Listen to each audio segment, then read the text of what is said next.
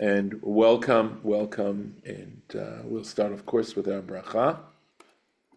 Baruch atah Adonai Eloheinu melech haolam asher kitshanu b'mitzvotav v'tzivanu la'asok b'divrei Torah, to occupy ourselves in words of Torah. Amen. Thank you, Harlan.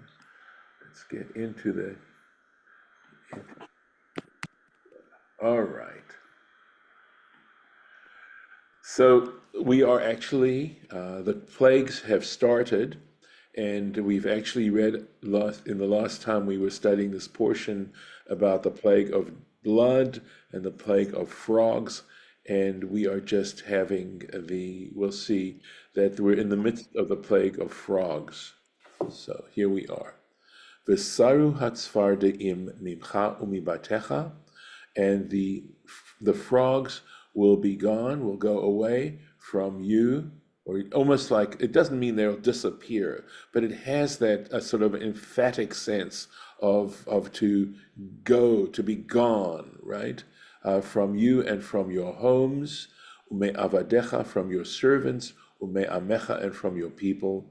Rak bayaor tisha arna, they will only remain in the Yaor, which is the Nile, And let's take a look quickly and see. All right, so the next section we are going to look at is actually verse 10. So let's just keep going until we get there.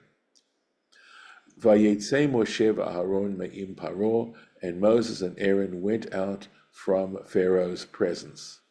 Vayitzak Moshe el Hashem, and Moses cried out to God, al dvar hatzvardaim, regarding the matter of the frogs, asher sam leFaro, which he placed to Pharaoh, or before Pharaoh.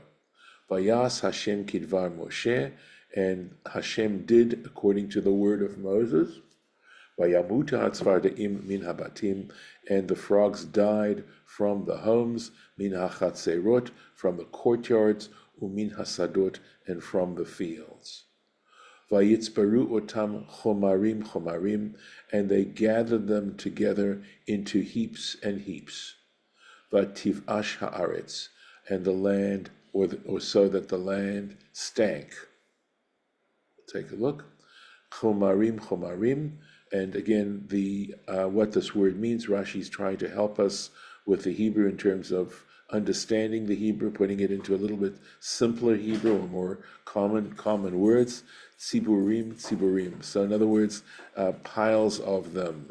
Ketargumo degorin. Okay. So again, that means galim, heaps, piles. Okay. We have later on an agreement that Laban and Jacob make, and they talk about gal aid, it's a pile of stones of a witness, and the Aramaic is Yagar Sahaduta. So, going on. So now the problem's gone. Vayar Paro ki haita harvacha, and Pharaoh saw there was now ease. V'chachbed et libo, and he hardened his heart. He caused his heart to be hardened. That is Pharaoh. V'lo shama alehem, and he didn't pay attention to them. Kasher diber Hashem, just as God had spoken. Let's see what we've got here. V'chachbed et libo, right? Lashon pa'ul. So it's a language of something being done. So there's a passive sense to this word, hu. Kamo hiluch v'nesoa, okay, or haloch v'nasoa. It has to do with, that would be walking and traveling, okay, but something that's been done. It's an action of some kind. And likewise, the second book of Kings, chapter 3, v'hakot et Moav, and smiting Moab. And that's in Samuel, the first book of Samuel, chapter 22. V'sha'ul lo be'elohim Okay, so I think it has to be an inquiring him of, of his inquiring of the gods, I'm going to say, or of God, or the judges, something like that. Elohim can also refer to human judges. And then Kings 1, chapter 20, and I think this is Hika Ufatsoa. So that's like smitten and beaten, something to that effect. Petza means a wound, wounding. Kasher diber Hashem, just as God had spoken. V'heichan diber, okay, and where did God speak this? When he said to Moses initially, when he commissioned him, we read this last week, V'lo yishma'u aleichem, or lo yishma aleichem paro, and Pharaoh will not hearken to you, he will not listen to you. So again, there's a lot of human nature in this, right? Reminds me of a famous story of this man who's got this very important appointment, and he's running late, and he gets into the parking lot, and there's no place for him to park his car, and he prays to God. He's so desperate, he prays to God, and he says to God, I know I haven't been a very observant, but I will study constantly. I will make sure I observe kashrut. I will make sure I study Torah. I'm really pleased. This is so important to me. Just help me find a parking space so I can make this appointment and do this, get this deal done. And I will do those things. I promise you. And as he finishes speaking, he sees a car leaving a parking spot, and he turns up to God and he says, "Don't worry, God, I just found one." So that's, this is Pharaoh. This is Pharaoh. Let's take a look going on. Vayomer Hashem el Moshe. So God says to Moses, Emor el Aaron, say to Aaron, Netei et matcha, stretch forth your rod, vahach et afar haaretz, and beat the dust of the earth. Vahaya lechinim, and it will become lice, the whole Eretz Mitzrayim, over the entire land of Egypt. So what's interesting is that in this particular case, God tells Moses to tell Aaron to do this. So Rashi's going to pull this out here, and there's an important point that's being made in that little detail there. So, Emor el Aharon, and say to Aaron, Lo haya ha'afar kidai lilkot al yedei Moshe. The earth did not, or the dust did not deserve to be stricken by Moses, or to be beaten by Moses. There was no, Moses, in other words, to put this in perhaps simpler English, Moses had no right to beat the earth, or the dust, lefi shehigin alav, because that same dust, that same earth, or sand, afar is actually sand, sorry. He had no right to beat that sand, lefi shehigin alav, because that sand protected him, kesheharag et hamitzri, when he killed the Egyptian, vayitma'enu bachol, and it says, and he hid him in the sand, velaka al yedei Aharon, and so it was being beaten, stricken by Aaron, through Aaron's agency. And it's interesting, right? There's sort of an interesting dynamic going on here, because it was very important for this to happen, that for the sand to become lice. And yet at the same time, there was a relationship that Moses had to something admittedly inanimate, right? That's also an important point, that sand is inanimate, and yet it had saved him. Yes. I thought afar was dust and Yes. sand was coal, Right. because when they talk about sleeping in the dust, they use afar. Right. And I had learned that sand was coal. Right, you're right, but clearly they're using it interchangeably, yes. I agree. I think it's because at times when in the context it seemed more like sand than dust, you follow me? But yes, afar haaretz would be the dust of the earth. Right, you're right.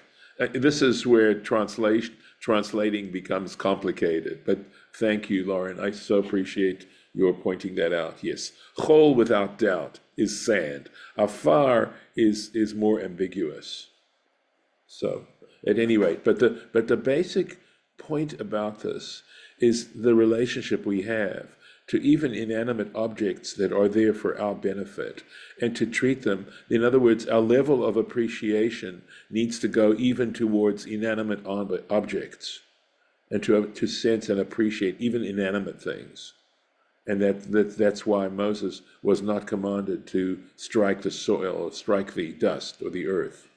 So just interesting little detail there.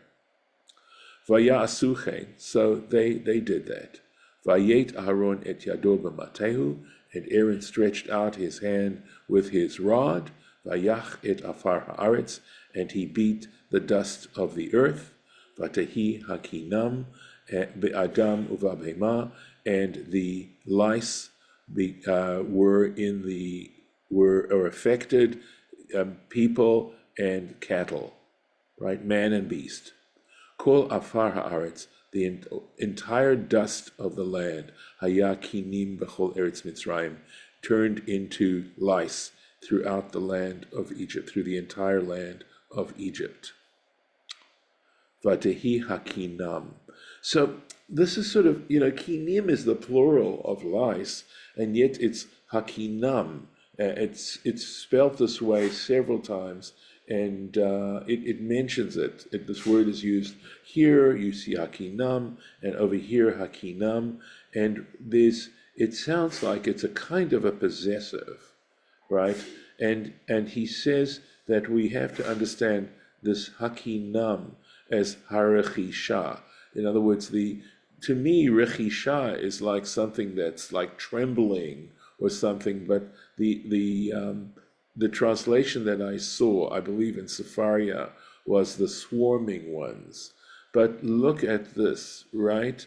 And he says, he uses a French word, I don't recognize it, pédulaire or something, right? And here's and says, loise raya, which means sort of the lice as a collective noun, right? Or something like lousiness, something like that, right? So that Rashi's trying to get us a sense of why the Torah uses a different form and doesn't simply say kinim, which it does elsewhere. So I wonder if it's, I'm going out on a limb here, but whether the Torah is trying to describe in a way how the Egyptians felt about this particular plague, and how they were just, you can imagine to yourselves, first of all, lice are such an awful kind of thing, right? And that they just weren't able to avoid them. There are just so many of them. So they were just, and that's where the swarming ones would make sense. There were just so many of them. So onwards. Vayasuchen hachartumim belatehem, and this has happened in the first few plagues. So the diviners, right, the Egyptian sorcerers, tried to do the same with their spells, belatehem, lohotzi et hakinam velo yacholu. In other words, to cause the lice to emerge, and they were not able to. And so, just to let me finish the sentence, and then I'd like to comment a little bit. Vatehi hakinam, right? And so we've got this word hakinam, this swarm of lice, right? Va'adam uvema, and nevertheless, these lice were in people and man and beast. So, what's the point about this? Because we know in the first few signs, miracles, right? The Egyptian sorcerers are able to duplicate the miracles. And I think that in a way, you look at our own need to try and explain everything scientifically, and that from the Egyptian cultural perspective of the time, the ability of those sorcerers to duplicate the miracles that Moses and Aaron were performing was a way of denying that there was any divine, that there was anything divine about those particular miracles. But here they couldn't do it. So that the sense, and in fact, you're going to see what the sorcerers say themselves, right? We're going to get to that in a moment. But let's take a look here. Lehotzi et hakinim, right? So he uses, right, to bring out the lice. Levar otam, meaning to create them.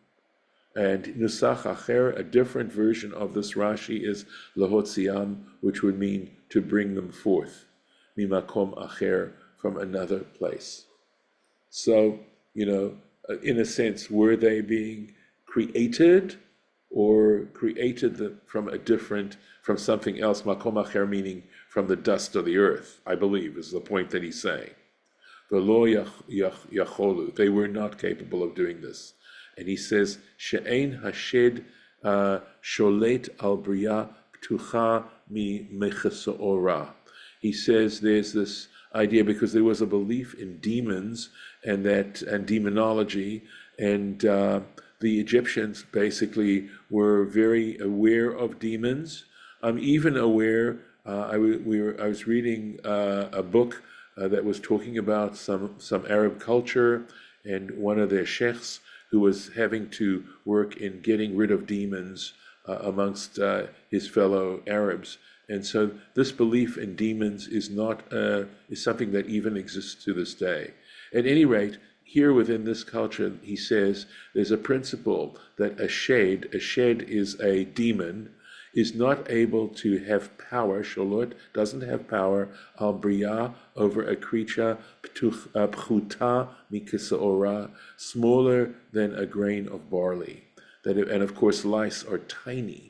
So the Rashi's giving the sort of quote scientific explanation, right, if you want to call it that, as to why the sorcerers weren't able to do that. I just want to make sure we've got that. Okay, let's go back here.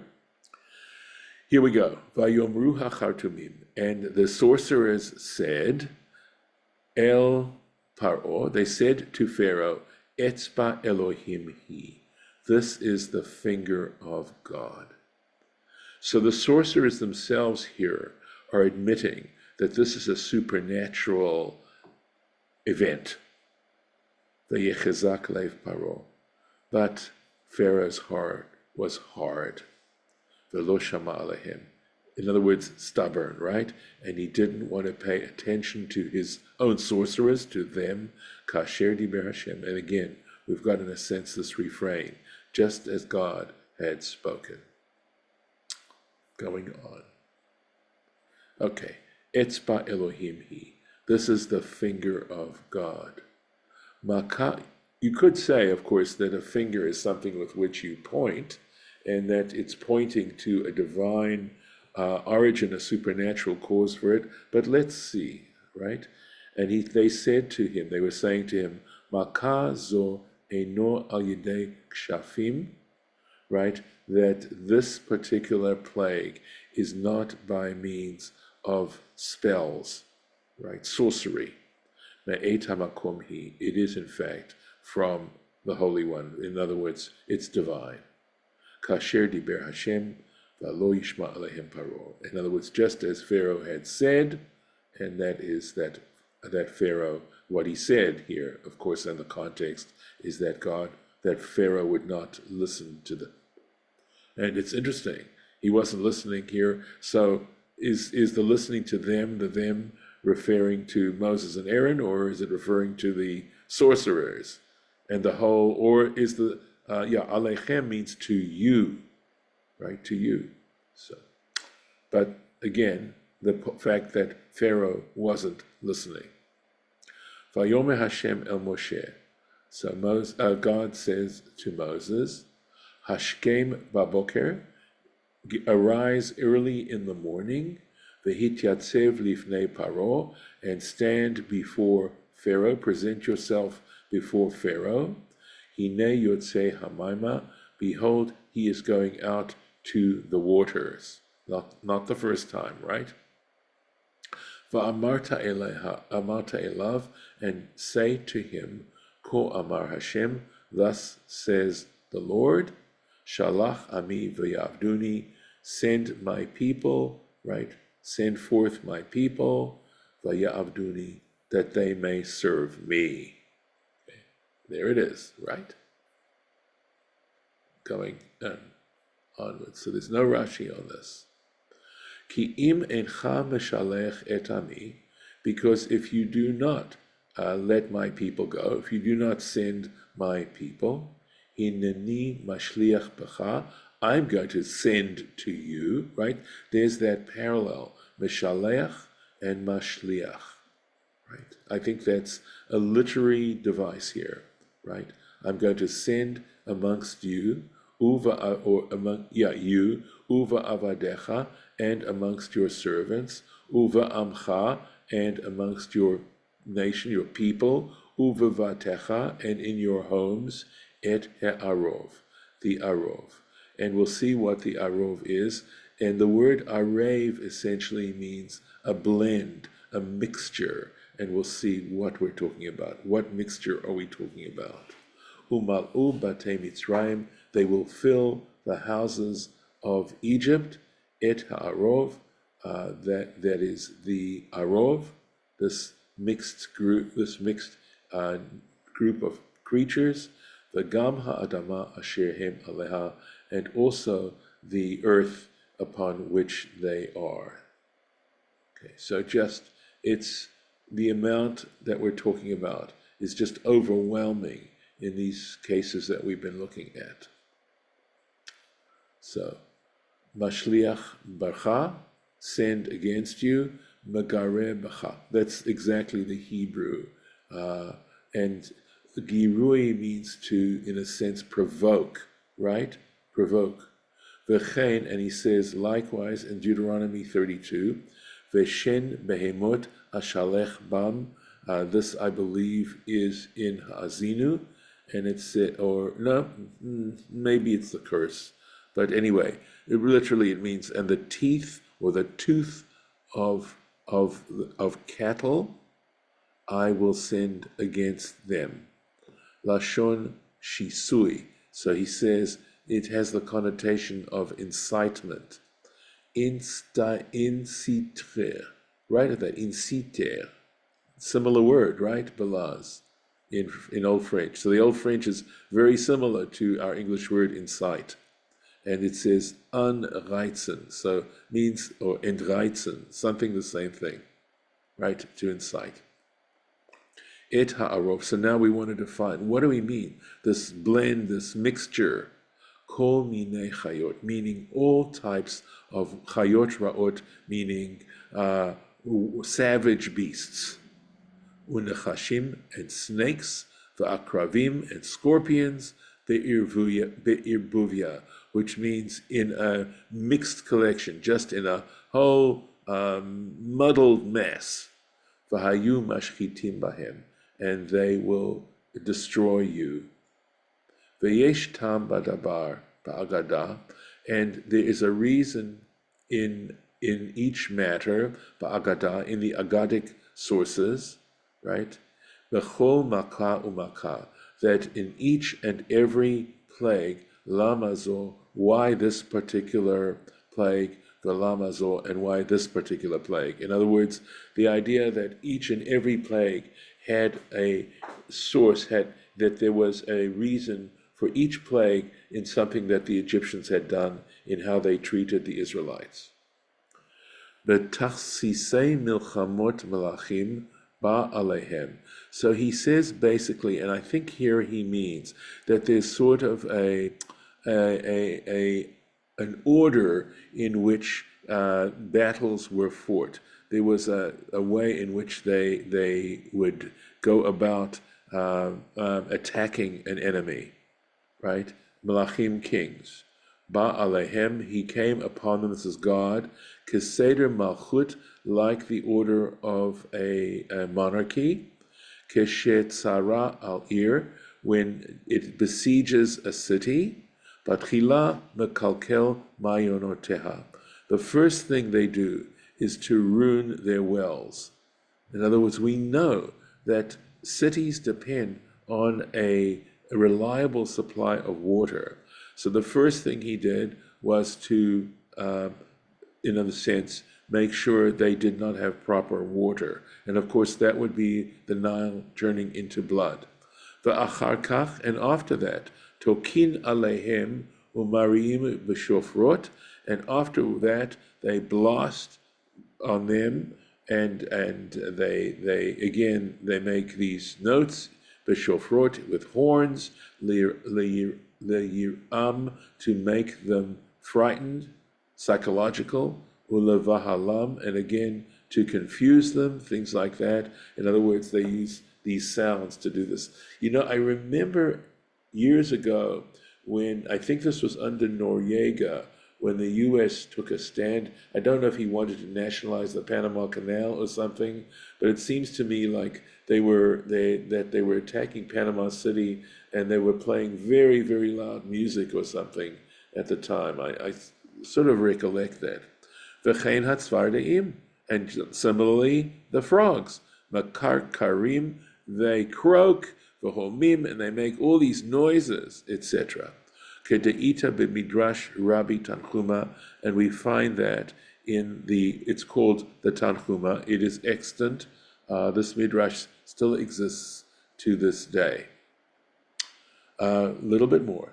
V'hifleti vayom hahu, and I will make a difference on that day at Eretz Goshen, the land of Goshen, asher ami omed aleha, in which my people are standing, literally. The vilti hayot sham arov, that this mixed group of wild animals will not be there. Leman teda, so that you understand, ki ani Hashem, that I, the Lord, bekerev haaretz, is in the midst of the land.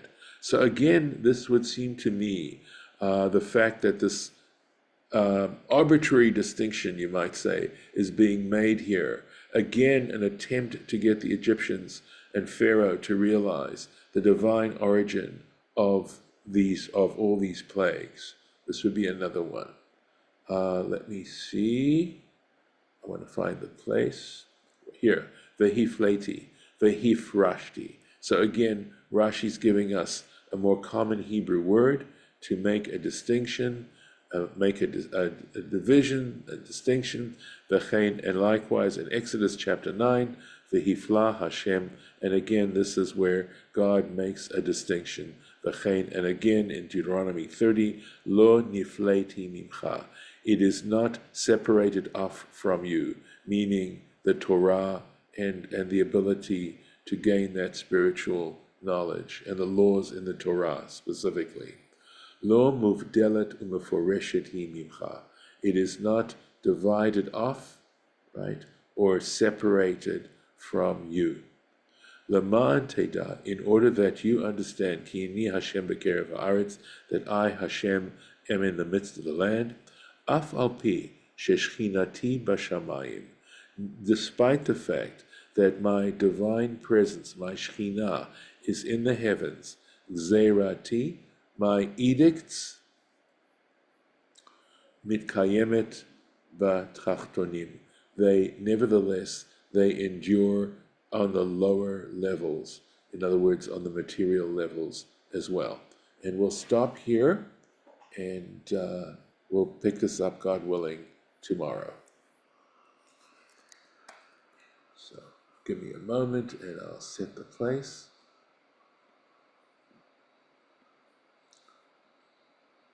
And of course, if any of you want to comment, or before I stop the recording, I'd be happy to hear from you.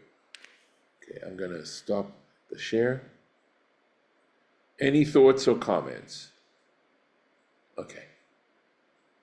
Yeah, I was wondering, during the 10 plagues, what were the Jews were in Goshen? So were the plague there too? So one has to assume that, because here it says, in other words, the Israelites were also affected by the plague of blood and the plague of frogs and the plague of lice. They were also affected by it. And one has to think that, because it's only at this point where God says, I'm going to make a distinction. So it's a good point you're raising, because It's in a way, this is part of what I think is the strength and the beauty of the Torah, in that it doesn't go into a completely good guys, bad guys modality, that, that the Israelites are perfect and that the Egyptians are wicked. That reality is far more, subtle than that particular, or shaded than that there's shading in terms of this, and that not every Israelite's a good person. Right. It's just that I would say that a sufficient number of Israelites would in fact be loyal to God and be decent human beings and be tzaddikim. So I'm going to stop the recording here.